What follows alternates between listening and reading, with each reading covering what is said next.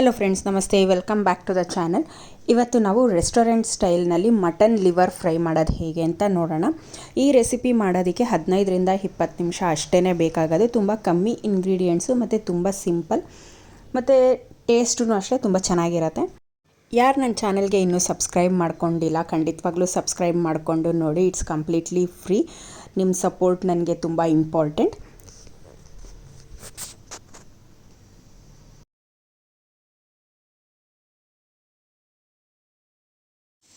First ನಾನಿಲ್ಲಿ liver ತೊಗೊಂಡಿದ್ದೀನಿ. ಇದು ಬಂದುಬಿಟ್ಟು ಒಂದು 100 ಗ್ರಾಮಿಂದ 150 ಗ್ರಾಮ್ ಇದೆ. ಮತ್ತು ನೆಕ್ಸ್ಟು ಇಲ್ಲಿ 1 ಟೇಬಲ್ ಸ್ಪೂನಷ್ಟು ಸೋಯಾ ಸಾಸು, 1 ಟೀ ಸ್ಪೂನಷ್ಟು ಧನಿಯಾ ಪುಡಿ, 1 ಟೇಬಲ್ ಸ್ಪೂನಷ್ಟು ಪೆಪ್ಪರ್ ಪೌಡರು, ಸ್ವಲ್ಪ ಕೊತ್ತಂಬರಿ ಸೊಪ್ಪು, ಕರಿಬೇವಿನ ಸೊಪ್ಪು, 1 ಹಸಿಮೆಣಸಿನ್ಕಾಯಿ, ಮತ್ತು ಬೆಳ್ಳುಳ್ಳಿ, ಈರುಳ್ಳಿ ಮತ್ತು ಸ್ವಲ್ಪ ಗರಂ ಮಸಾಲ, ಇದಿಷ್ಟೂ ಬೇಕಾಗತ್ತೆ. ನಾನಿವಾಗಿಲ್ಲಿ ಬಾಣಲಿ ಬಿಸಿ ಇಟ್ಕೊಂಡಿದ್ದೀನಿ.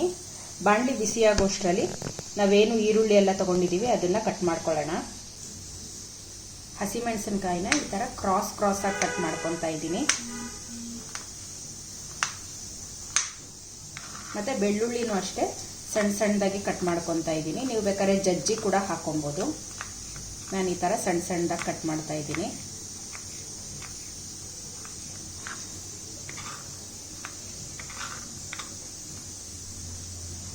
ಈರುಳ್ಳಿನೂ ಅಷ್ಟೇ, 1 ಈರುಳ್ಳಿನ ಸ್ವಲ್ಪ ಇದನ್ನು ಈರುಳ್ಳಿ ಬಂದ್ಬಿಟ್ಟು ಮಧ್ಯಕ್ಕೆ ಸೀಳ್ಕೊಂಡು ಲೆಂತ್ ವೈಸ್ ಹಂಗೆ ಕಟ್ ಮಾಡ್ಕೊಳ್ಳೋಣ.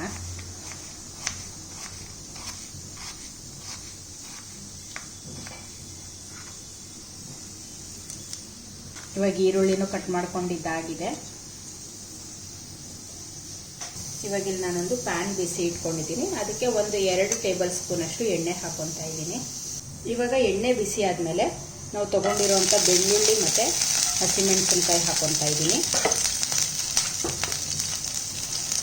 ಇದೆರಡು ಸ್ವಲ್ಪ ಗೋಲ್ಡನ್ ಬ್ರೌನ್ ಆದರೆ ಸಾಕು. ಇವಾಗ ಇದಕ್ಕೇ ನಾನು ಈರುಳ್ಳಿ ಹಾಕೊತಾ ಇದ್ದೀನಿ. ಈರುಳ್ಳಿ ಸ್ವಲ್ಪ ಟ್ರಾನ್ಸ್ಲೂಸೆಂಟ್ ಆಗೋವರೆಗೂ ಫ್ರೈ ಮಾಡ್ಕೋಬೇಕಾಗತ್ತೆ. ನೋಡಿ, ಈರುಳ್ಳಿ ಸ್ವಲ್ಪ ಕೆಂಪಾಗ್ತಾ ಇದೆ. ಇವಾಗ ನಾವೇನು ಕರಿಬೇವಿನ ಸೊಪ್ಪು ತೊಗೊಂಡಿದ್ದೀವಲ್ವ ಅದನ್ನು ಹಾಕೊತಾ ಇದ್ದೀನಿ. ಕರಿಬೇವಿನ ಸೊಪ್ಪು ಹಾಕಿದ್ರೆ ಫ್ಲೇವರ್ ತುಂಬ ಚೆನ್ನಾಗಿ ಬರುತ್ತೆ. ಸೊ ಹಾಗಾಗಿ ಕರಿಬೇವಿನ ಸೊಪ್ಪು ಸ್ಕಿಪ್ ಮಾಡ್ದಂಗೆ ಹಾಕ್ಕೊಳ್ಳಿ.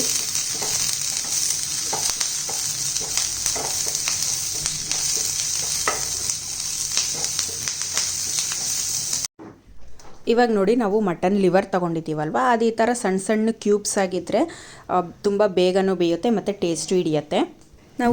ನಾವು ಸಣ್ಣದಾಗಿ ಕಟ್ ಮಾಡ್ಕೊಂಡಿರೋವಂಥ ಈ ಲಿವರ್ ಕ್ಯೂಬ್ಸ್ನ ಬಾಣಲಿಗೆ ಹಾಕ್ಕೊಂಡು ಫ್ರೈ ಮಾಡ್ಕೊಳ್ಳೋಣ ಈರುಳ್ಳಿ ಜೊತೆಗೆಲ್ಲನೂ. ಇವಾಗ ನೋಡಿ, ಇದು ಚೆನ್ನಾಗಿ ಫ್ರೈ ಆಗ್ತಿದೆ. ಇದೇನೇ ಇದು ಲಿವರಲ್ಲಿ ಇರೋವಂಥ ನೀರೇ ಬಿಟ್ಕೊಳ್ಳುತ್ತೆ. ಆ ನೀರೆಲ್ಲ ಡ್ರೈ ಆಗೋವರೆಗೂ ನಾವು ಫ್ರೈ ಮಾಡ್ಕೊಬೇಕಾಗತ್ತೆ. ನಾವು ಈ ಥರ ಫ್ರೈ ಮಾಡೋದ್ರಿಂದ ಮಟನ್ದು ಏನು ವಾಸನೆ ಇದೆ ಲಿವರ್ದು ಅದರದ್ದು ಅಷ್ಟು ಬರೋದಿಲ್ಲ. ಹಾಗಾಗಿ ಚೆನ್ನಾಗಿ ಫ್ರೈ ಮಾಡ್ಕೊಬೇಕು. ಇವಾಗ ಸ್ವಲ್ಪ ಅರಿಶಿಣದ ಪುಡಿ ಹಾಕ್ಕೊತಾ ಇದ್ದೀನಿ, ಜೊತೆಗೆ ಉಪ್ಪು ರುಚಿಗೆ ಎಷ್ಟು ಬೇಕೋ ಅಷ್ಟು ಹಾಕ್ಕೊಳ್ಳಿ. ಇವಾಗ 2 ನಿಮಿಷ ಫ್ರೈ ಮಾಡ್ಕೊಬೇಕು. ಈ ಲಿವರಲ್ಲೇ ಸ್ವಲ್ಪ ನೀರು ಬಿಟ್ಕೊಳ್ಳುತ್ತೆ. ಆ ನೀರೆಲ್ಲ ಬಿಟ್ಕೊಂಡು ನೀರು ಹಾವಿಯಾಗಿ ಹೋಗೋವರೆಗೂ ಫ್ರೈ ಮಾಡ್ಕೋಬೇಕಾಗತ್ತೆ. ಆವಾಗಷ್ಟೇ ಲಿವರ್ ಫ್ರೈ ಸ್ಮೆಲ್ ಇಲ್ದಂಗೆ ಚೆನ್ನಾಗಿರುತ್ತೆ. ಹಾಗಾಗಿ ಇದು ನೀರೆಲ್ಲ ಎವಾಪರೇಟ್ ಆಗೋವರೆಗೂ ಫ್ರೈ ಮಾಡ್ಕೊಳ್ಳೋಣ. ನೀವು ಬೇಕಾದ್ರೆ ಈ ಸ್ಟೇಜಲ್ಲಿ ಹೈ ಫ್ಲೇಮಲ್ಲಿ ಇಟ್ಕೊಂಡು ನೀರು ಎವಾಪರೇಟ್ ಆಗೋವರೆಗೂ ಫ್ರೈ ಮಾಡ್ಕೊಬೋದು.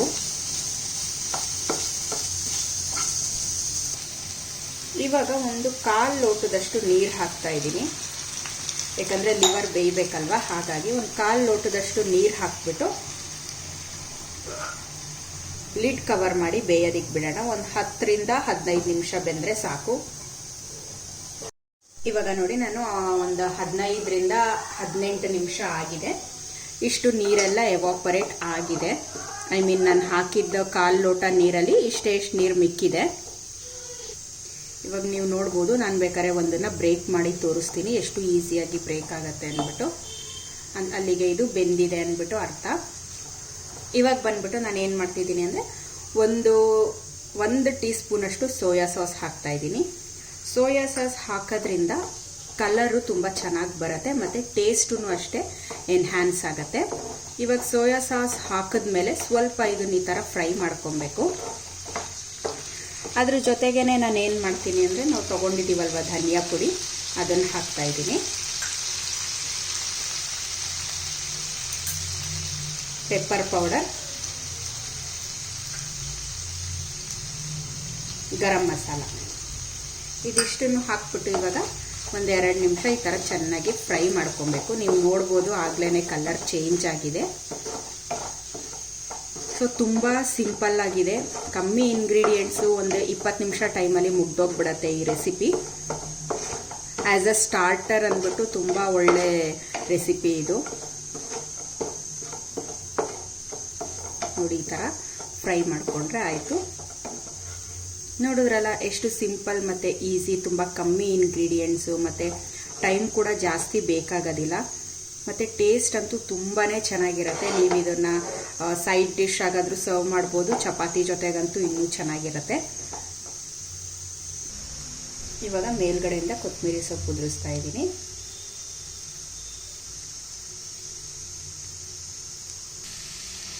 ನೋಡಿದ್ರಲ್ಲ friends, restaurant style pepper liver fry ಮಾಡೋದು ಹೇಗೆ ಅಂತ ಅಂದ್ಬಿಟ್ಟು, ಖಂಡಿತವಾಗ್ಲೂ ಈ ರೆಸಿಪಿನ ಟ್ರೈ ಮಾಡಿ ಮತ್ತು ನಿಮ್ಮ ಫ್ಯಾಮಿಲಿ ಆ್ಯಂಡ್ ಫ್ರೆಂಡ್ಸ್ ಎಲ್ಲರ ಜೊತೆಗೂ ಈ ವಿಡಿಯೋ ಶೇರ್ ಮಾಡಿ. ಮತ್ತು ನೀವು ಟ್ರೈ ಮಾಡಿದ್ದಾಗಿದ್ದಲ್ಲಿ ನಿಮಗೆ ಹೇಗೆ ಬಂತು ಈ ರೆಸಿಪಿ ಅಂತ ಖಂಡಿತವಾಗ್ಲೂ ನನಗೆ ಕಮೆಂಟ್ ಸೆಕ್ಷನಲ್ಲಿ ವಾಪಸ್ ಬಂದು ತಿಳಿಸಿ. ಇದೇ ಥರ ಇಂಟ್ರೆಸ್ಟಿಂಗ್ ರೆಸಿಪೀಸ್ಗೋಸ್ಕರ ನನ್ನ ಚಾನಲ್ಗೆ ಸಬ್ಸ್ಕ್ರೈಬ್ ಮಾಡಿ, ಹಾಗೆ ನನಗೆ ಸಪೋರ್ಟ್ ಮಾಡಿ. Thank you for watching. Bye.